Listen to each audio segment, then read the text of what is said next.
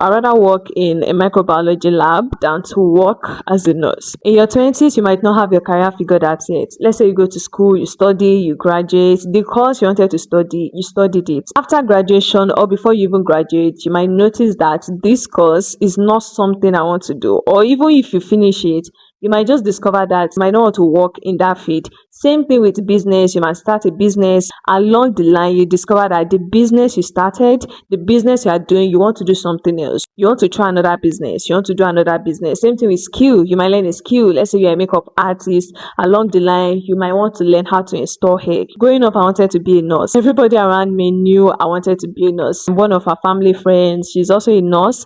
She worked in a general hospital. I went to her place, spent some time with her. She took me to the hospital, took me to the labor room, showed me different things. When they give birth to a kid, before my 20s, by the way, when they give birth to a baby, this is what they do, how they extract the mucus from the nose, from the mouth. The experience was very wonderful. I enjoyed it. In that moment, if you had told me that, I will willingly say I don't want to be a nurse. I would have used heaven and earth to disagree with you. I kept screaming nursing, nursing all through till SS2. But when I got to SS3, when it was time for me to register for JAMB, I don't know what came upon me. I just had a sudden change of mind. And I said I wanted to be a physiotherapist. I processed physiotherapy. I didn't get the course. I ended up doing SLT.